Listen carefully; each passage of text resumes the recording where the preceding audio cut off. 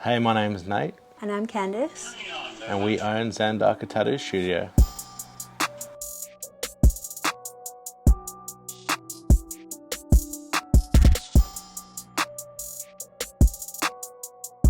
So we met in 2012 at a famous nightclub that was known as the Marquee Club. It was, I think, just like around the corner from South Melbourne. So, you know, if you were in the party scene, you were either going from like Marquee to Crown or Crown to Marquee.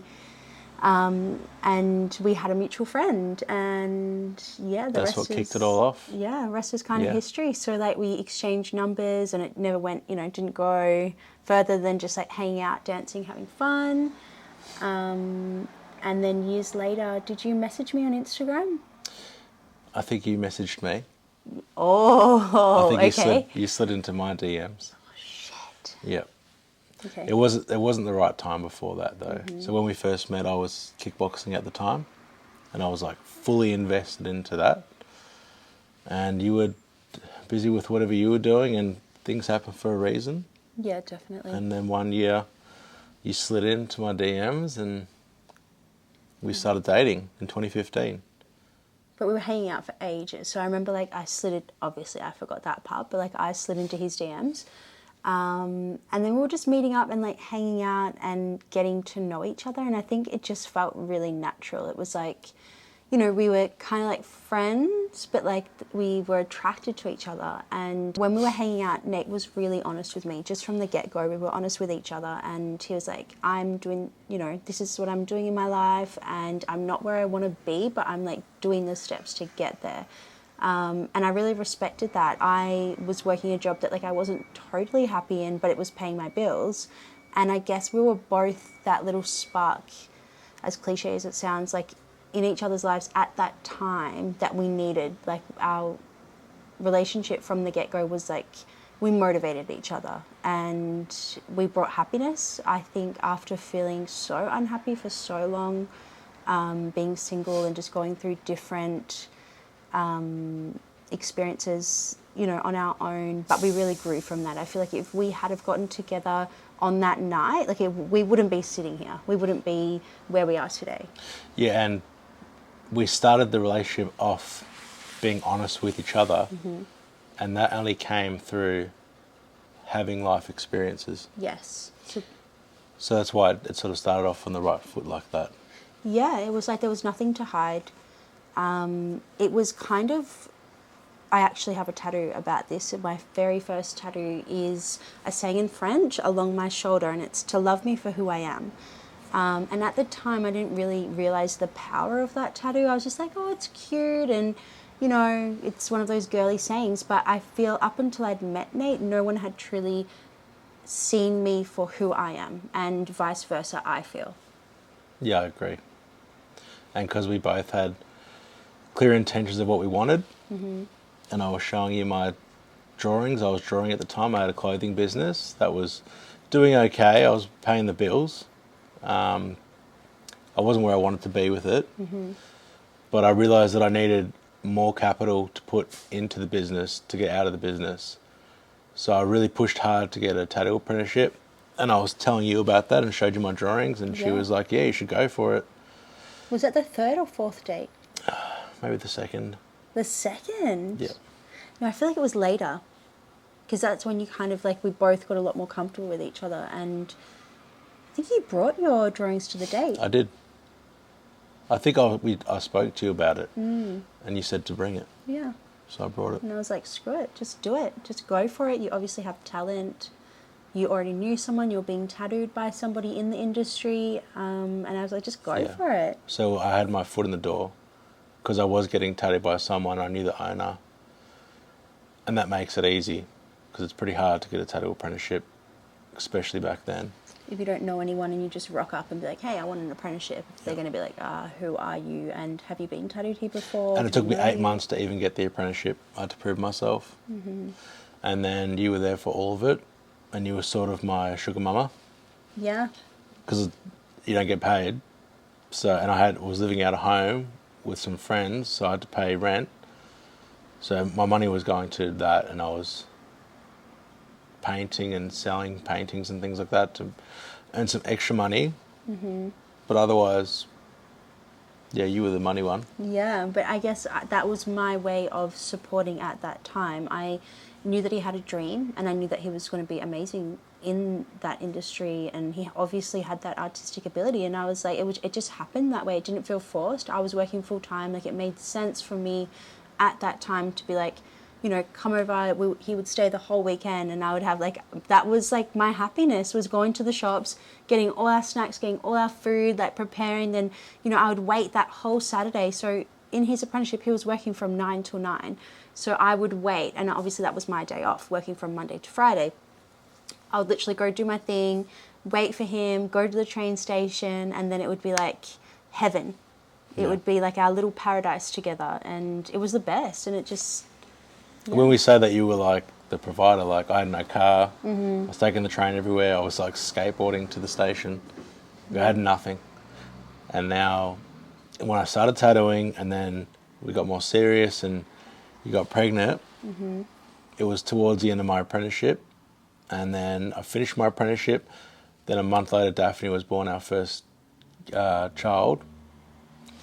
And I had to really dig my heels in and hustle.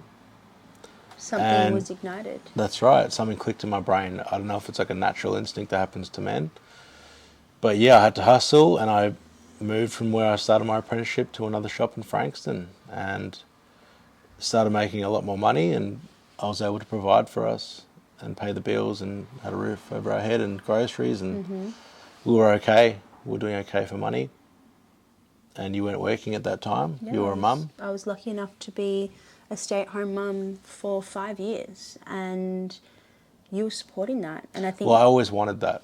Like, and think I wanted naturally, that too. I wanted to be able to provide for a stay-at-home mum, and we're lucky enough that I was able to do that. Very. And I guess those were times too, like in COVID, you know, this is pre-COVID, where I was able to stay home and enjoy our daughter Daphne. And it was, looking back, I think it was super valuable in a sense that I had that time with her. Like, obviously now we have another child, Hashys, who's 2, and we have the studio. So now I'm not able to stay with him all the time, but I feel like the second child is very different as well. They don't, you know, they already go with the flow. Like, he's already been in the routine of Daphne and everything else kind of going on. And then I have 2 days at home with him, which is super special too, because that's my time where I'm like, I can give him what I gave to Daphne. But I wouldn't have been able to do that without Nate working and being able to provide. So I'll always be grateful for that. I haven't had... Well, actually, I should say I've had more gratefulness for Nate being able to provide since having the studio, because I'm here and I'm seeing how hard he works and how you interact with clients and going above and beyond, and you take your work seriously. And I think that's such a beautiful thing to have, is a strong work ethic, because not everybody does. There's people that are going to work, they're doing the motions, but that's not really what they love to do. Yeah, and especially in tattooing, people think that you just come to work and you draw on people and it's all glamorous and rock star life, but it's really not. No. And there's a lot that happens behind the scenes, and just the talking to clients and making them feel comfortable and giving them a nice experience, you're really seeing that now. And I do believe that there are, obviously different people will have different lifestyles. So, you know, you will still get, and I guess there is that stigma of it being rock starish, because I'm sure there are still people who are lucky to them, are able to have, you know, that tattooing side, whether they can go out and party and they don't have any major like dependents or responsibilities that are huge that kind of take them away from that. But then I've also been really surprised to meet so many dads and so many mums, and, you know, they're making their life kind of like flow with their tattooing, which is really beautiful. And I think that's powerful for children as well, to see that their parents have this ability and they're using their natural abilities to work and to make money and to provide. And that's, to me, a really good role model. They're, you know, doing what they love, and they're not stuck in this 9 to 5. And I don't know what hours others work, but I just think it's a great role model to look up to for children. You know, I was going to say, doing something that you love is super important, and like such a great thing to show your children growing up, because it's still work, but you really enjoy it and you're 100% into it and you care about everything that happens. Yeah, and you're using your own ability. This is obviously you've been taught through references and other artists, and you know, even just looking in the natural world. Like there's so many elements that you can be inspired by, but it's, you know, it comes from within you. Like it's your ability. You obviously were at a level when you started that was quite basic, but you have drawn that up. Like you And have with built like that up. art in general, you're constantly learning. Once they say that once you've stopped learning, it's time to quit. Wow. So you should always be looking to progress, and that's what I am always trying to do. Yeah, definitely. And you've seen that now that you've come into the shop, being in this environment.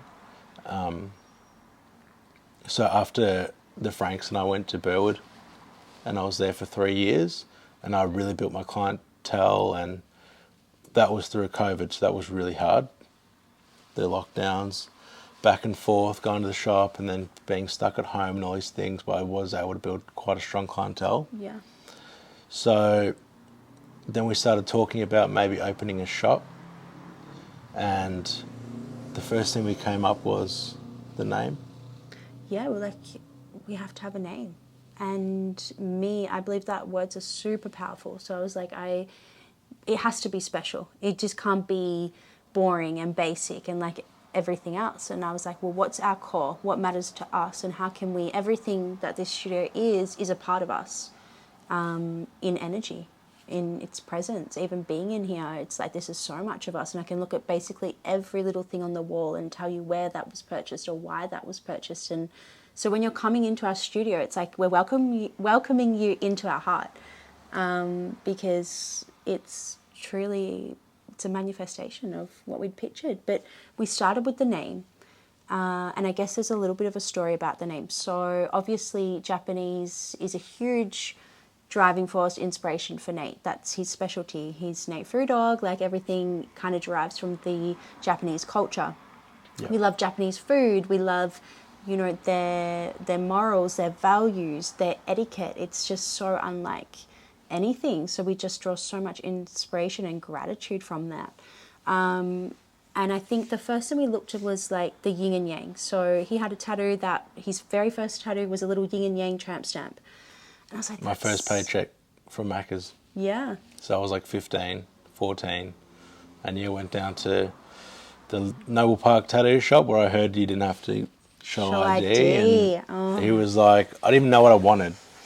He was like, I'm like, I think I had $40. Wow. So what can $40 get you? And he's like, something that's 20-cent piece size. And So I'm like, you what do I care about? What symbolizes with me that I resonate with? And the first thing that came to my mind was the yin yang. And like I watched heaps of Bruce Lee growing up and stuff like that. Like I knew the meaning behind it, and I had like totally agreed with it. And I guess I was kind of showing my bad side. Doing that, it was like a rebellious act. So I got that as a tramp stamp because I didn't know what a tramp stamp was at the time. I just wanted to That's so embarrassing. have it hidden from my parents. And when they finally did see it, I got kicked out of home. But that's a different story. Yeah, I feel like there's so many different stories that we could go through from Yeah. just from that one little thing.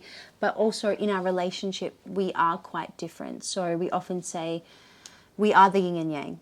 And also being a couple who are starting a business, we really wanted to push that narrative of being two, you know, being a double, being powerful in our own way.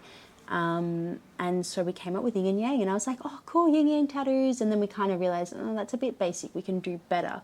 So we started to look into the meaning of balance, because that was also a huge driving force as to why we wanted the studio. The work-life balance. It was so that Nayte could be home. Not only me being a huge part of their lives, but their dad. And I think as a society, we've realized how impactful and important that the dad role is in children's lives, especially when they're young, and while they still like you. Because I've been a child and I've loved and idolized my parents, and then you kind of get to an age where you're like, wait, I don't like you, I hate you, you don't let me hang out with my friends. Like, Yeah.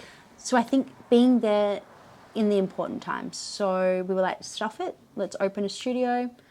You can be home more, let's roll with the yin and yang. So we came to Zandaka, And I know sometimes it's a little bit hard to pronounce. People will say Zandaka, which is always like, whatever you say, it's fine.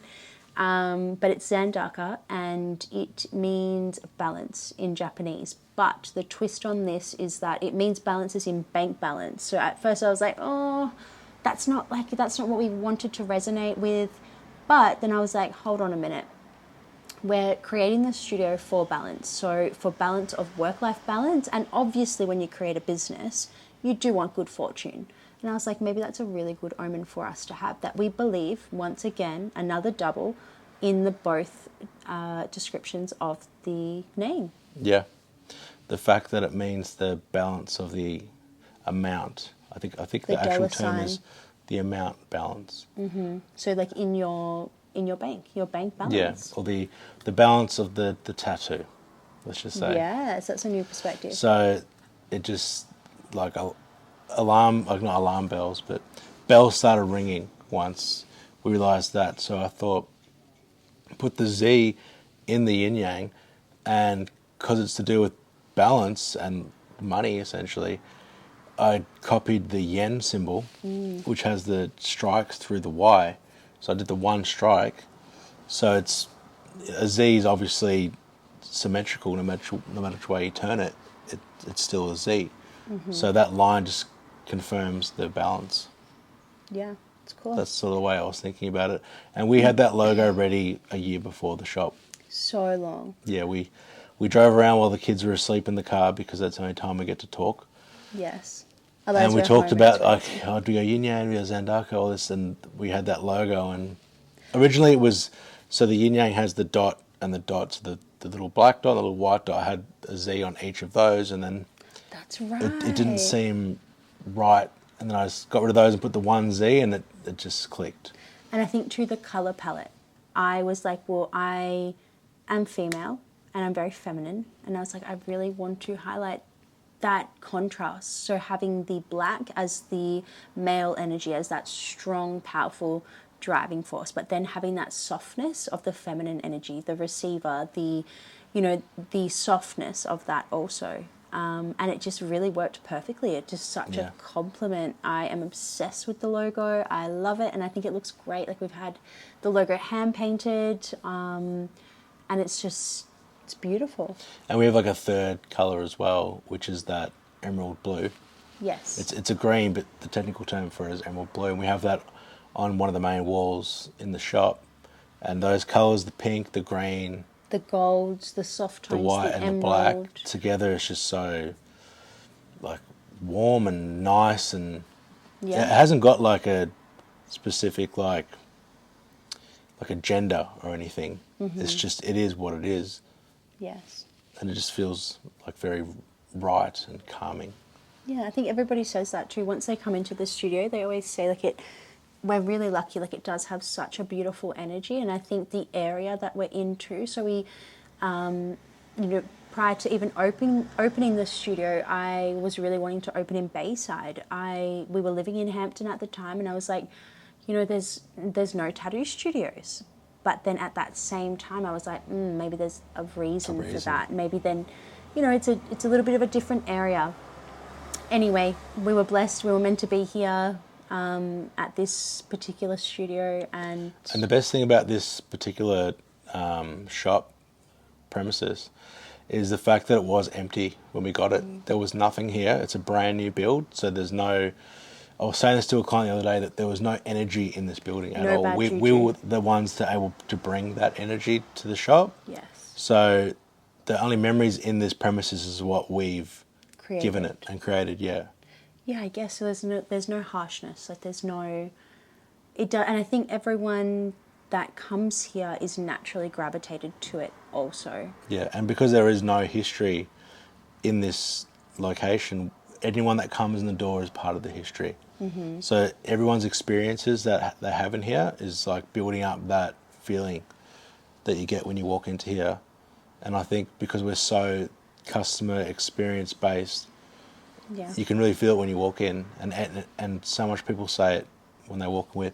We designed it so anyone in any walk of life can come in here and feel comfortable. Yes.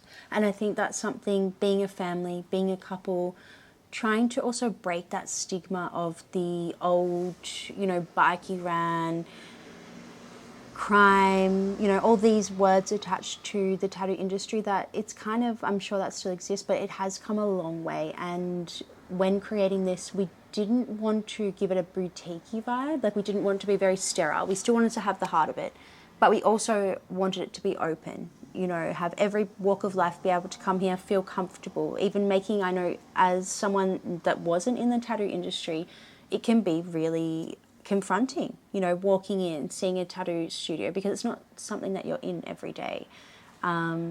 So we were just wanting to give that perception and that authenticity that anyone is welcome, and we truly mean that. And we've had the most amazing clients, and we continue to meet so many amazing people, and I think I have really valued those connections. Like, so much has stemmed from having this studio in terms of personally, in terms of branding, business, and I think that's the beauty, that we have decided to go down the path of following our true self, or Nayte's true calling, which was to do tattooing. And I think when you're doing something that you truly love, so many good things will naturally come to that also, and it's just been the best. Yeah.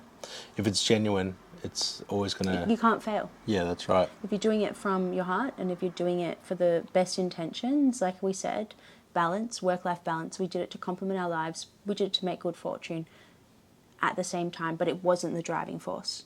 No, we just wanted to be able to run things the way that I wanted to run. When you work for another shop, the way that things are run are always going to align with the owner's sort of vision.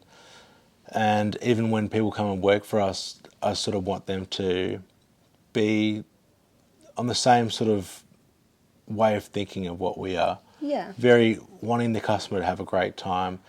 It's easy to forget that we've been in the industry for so long and been in shops for so long, we forget that people are walking in for the very first time, and just walking into the doors and like walking into a tattoo studio is such a big deal for people that we really have to show them the respect that they deserve and make them feel comfortable and want to come back and tell their friends. And we hear it so much, people walking by just saying, oh, it's a tattoo shop, it doesn't look like a normal tattoo shop. And it does. You walk in here, there's art all over the walls.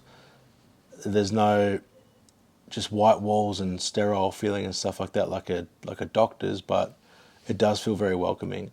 It does. And that's we truly wanted to push that the most. Yeah, and I think people also need to remember too that, and I think it's also nice, tattoos are a luxury and tattoos are fun, but at the end of the day, people tattooing are human.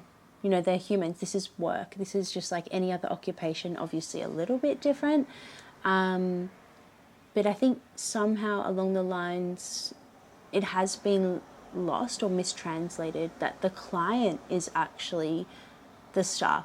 And I don't know another word to use, or the client has to be priority. It's not about the artist. It's not about what the artist wants. It's about what the client wants. It's about their experience. They can go anywhere and get tattooed. They can take an image and take it to someone else around the corner and they'll do exactly the same job. So you need to, we try our best to give them that experience and, give them something that when they look down at their arm, it's not just going to be an artwork. They can look at that and feel proud and be like, I had such an amazing day there, or they made me feel this type of way. And it's a good memory. It's not like, oh, I've walked into this tattoo studio, they've not looked at me, they've not spoken to me, they can't remember my name, they've tattooed me, taken my money, and that's it. Because really, like, if you want to keep the integrity of the art, I'm not a tattooist, but I feel like I do bring a different perspective. But you need to keep the integrity of the art, and the integrity of the art will be kept by how you approach it. Yeah, and going back to what you said about it being a luxury, it is a luxury item or thing to do, so it should be treated that way. So you should be greeted at the door. Yeah. You should be offered water or a snack or a soft drink, or I'm going to get a coffee next door. Do you want something like that? Yeah. You deserve all of that as well. Oh, you're paying a lot of money. And during the tattoo, you should feel assured and safe with the artist. Definitely. And just comfortable in the whole process. It's already such and I don't have another word for this, but it's already such an invasive, I don't know if invasive is the right word, but it's... Well, you're in someone's personal space, Yeah, and you're in that's their not something bubble. that you do every day. You're touching them, so you're translating your energy, and you are marking them for life. Like, unless they choose to have laser, and even laser, it's not really all the way 100% gone, but, you know, you're with them in an energy way until they die. Like, Yeah. they're taking that. And the other professions that you could like put next to it that do the same thing, like a dentist or a surgeon, they're physically changing you. Yes. They're pulling a tooth out, putting a tooth in, or doing some sort of incision. They're doing the same thing that we're doing, essentially. Yeah. And you don't feel the same way about them as what you would for a tattoo artist. Mm-hmm. So with tattoo artists, we're trying to make you feel comfortable and all these things. When you go to a doctor, you can't just, you're literally a patient. So you just go in there, they do the procedure and you go, and it's just taken so differently. But it's, when you think about it and break it down to its like raw form, it's the same sort of thing. Mm-hmm. Do you know what I mean? Yeah. I'm trying to... Like when we talk about pricing and stuff like that, think about us, we're on the same levels as doctors in a way, where we're physically changing someone's body for the rest of their life. Yeah. But we're still sort of thought like, I don't know if it's the bikie stigma or that type of thing. Also, too, something that I really feel so proud for our studio and the artists that we have is like, we will never just take your money. You know, we've had someone coming off the street with no tattoos, and they've said, we want a face tattoo. And I think the first thing that you guys said was, look, we don't want to do that for you, but we can offer you something different. And I think it just gives, maybe also tattoos are very impulsive, and I've definitely been, you know, somewhere and seen a tattoo studio in my younger years and be like, yeah, let's go, and then thought, maybe that wasn't the right choice. Giving good advice and education Yes. comes before taking their money. Totally. And I've said that to people before, so I would say, I'd rather tell you the best way to go about this than just take your money. Which comes back in as the care factor. Yeah. You have to have it. You know, we're dealing with humans. We're not robots. We're humans. We have emotions. We have layers to us. And all of it needs to be respected. Not all of it will, but I feel like we definitely are creating a new path for that. Yeah, and with like the emotions and all that, people come in and they open up to you within the first few minutes. Being in that, like, in their personal space and being so vulnerable in that spot, people feel comfortable opening up and telling you about the things happening in their life. A lot of and all that type tributes of thing. It almost becomes like a therapy session. Oh, totally. As well. And I think there's a lot of tributes to death. So people are mourning, people are vulnerable, and you kind of need to be, I don't want to say a good person, but like you kind of need to be a well-rounded person to deal with those big things too, and to be safe in yourself that you can be safe for others. Yeah, and understanding. And there's a lot that goes into it, I think, and it's amazing that we can sort of like touch the surface on these topics just to give people an idea, because even I know before being in this world, I had no idea. I was like, oh, yeah, like you just slap it on, you just, yep, cool, because I'm only seeing my side of it. But there's so much more that goes into it. And I guess we can make another video kind of explaining like the process. I'm sure you've made, or I know that you've made heaps of other videos, but I think it would be really cool to bounce different perspectives, even my side of things, you know, from the moment that you're emailing and I'm engaging with you and trying to really understand what you want so that I can better guide you to the perfect artist. And if I don't have an artist that I feel like can do your work, I will definitely let you know. And I always try to be respectful and polite in saying like, hey, I love your idea and I love your vision for your tattoo, but I feel like you would be better going to somebody that specializes in that, instead of trying to smash it out, take your money, and you be leaving with something that could have been better done. And again, we're marking you for life, so we want you to have something that you can be proud of and walk around.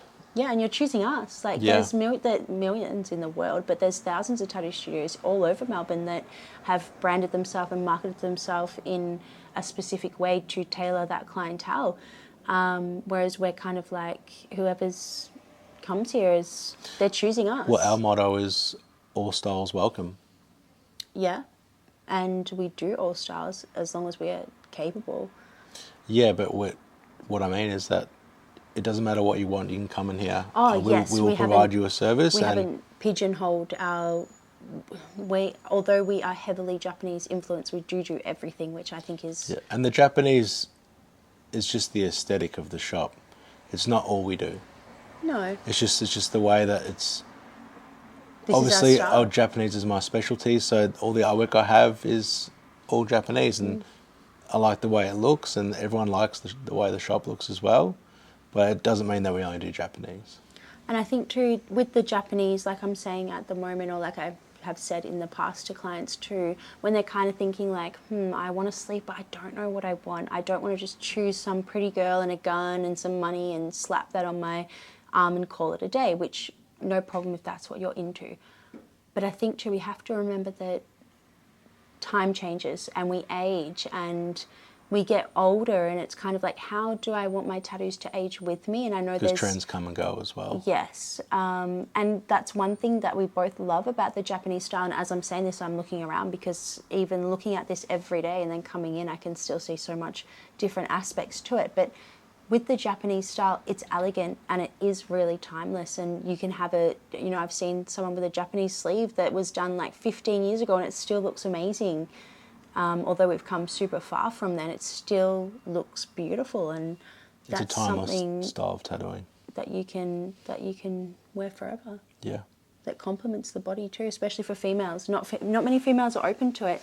When we did the convention, the Inked Expo, there was this woman, and she was looking on the other side, and she had a massive Hanya back piece, and I was just like so drawn to it. I actually took a photo, and then after I took the photo, I was like, I don't really like that. I need to tell her that I've taken a photo and maybe ask her permission and ask her if I can take another one.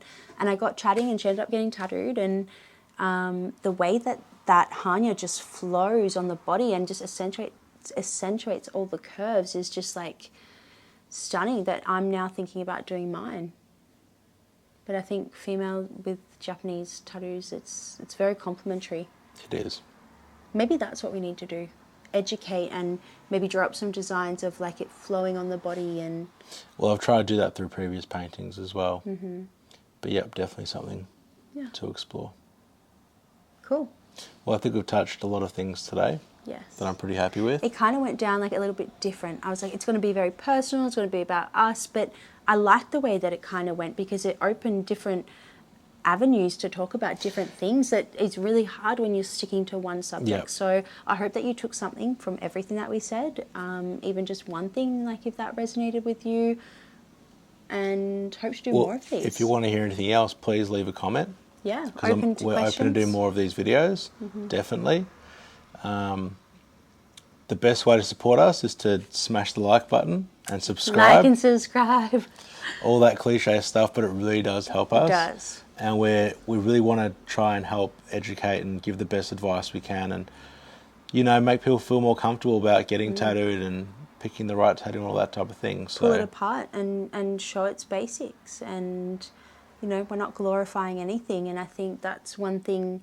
None of this is done in vanity either. It's just like, this is what it is, this is what he's good at, this is what I do, this is our studio, and if you're up for a great experience, we'd like to see you. yeah, we'd love to meet you. Yeah.